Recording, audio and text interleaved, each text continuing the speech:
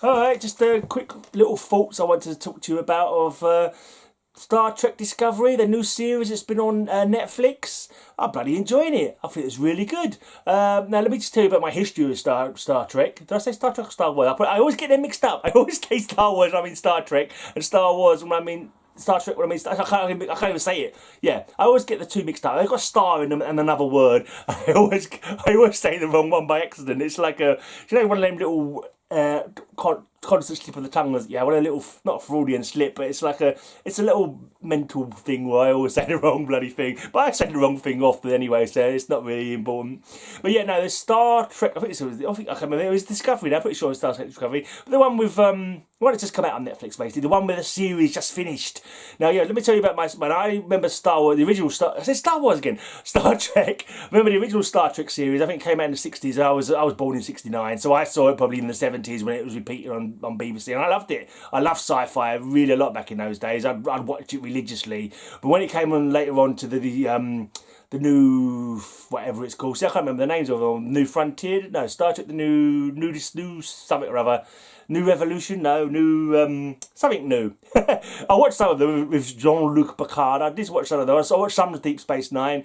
I don't think I got around to watch any. Is the other one Discovery with Janeway? See, I know that some of the names, and I've seen some of the memes and people talking about it, but I never watched it religiously. Like back in those days, I don't know what I was doing. I thought I was too busy getting drunk and headbanging at gigs probably to really be as much into the TV as I was before. But yeah, I really enjoyed the new Netflix series. I'm not going to give you any spoilers. I think it's kind of based just before the time of the first series, around before Enterprise, before Kirk boards the Enterprise, I think. It stars Spock's sister, who's called Michael, which is strange. I mean, maybe the names in the future don't have a masculine and feminine kind of thing as they do now. Maybe it's commonplace for women to be called Bert and stuff like that, and men to be called Audrey. It may well be, but yeah. So her name's Michael. She's actually a human, but she was adopted by Spock's. Don't get it wrong, Vulcan father. I only said Klingon, Vulcan father, and human. Yeah, mother. But so she's like an older adopted sister of Spock.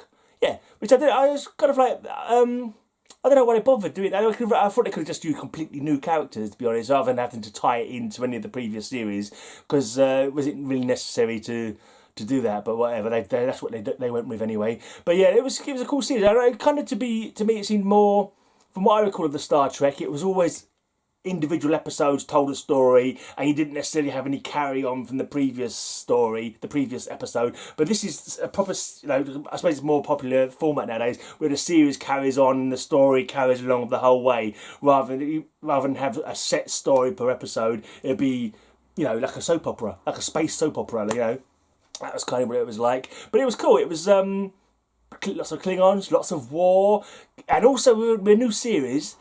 You didn't know who to root for. You didn't know who was good, who was bad, who was going to be this, who was going to be that.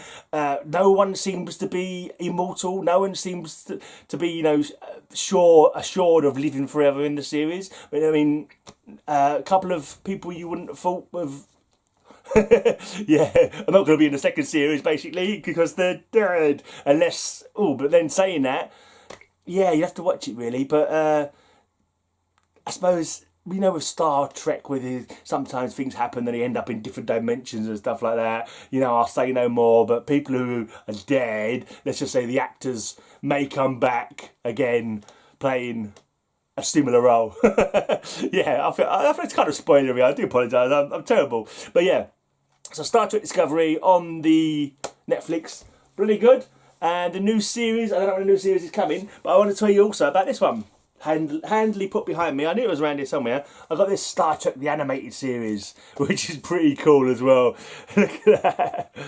You got all of them on the back. That's pretty. I'm not sure when the series came out. Actually, I've not actually looked it up. We've got 22 original adventures on here. Originally, it says it's trademark 2015, but it looks to me older. But yeah. Anyway. That's something for me to watch next anyway. While I'm waiting for the new Star Trek Discovery, Enterprise. Enterprise was the one before, the early one. I've not actually seen any of that. And I've heard a lot. That's another thing. I think because I haven't really been as religiously watching Star Trek as a lot of other people have. I was, not fussed by if there's anything that was, if any lore points were bothersome or anything like that. I know a lot of people who are into things really a lot, like the real Trekkies or I can never what's a Trekkie and what's a Trekker.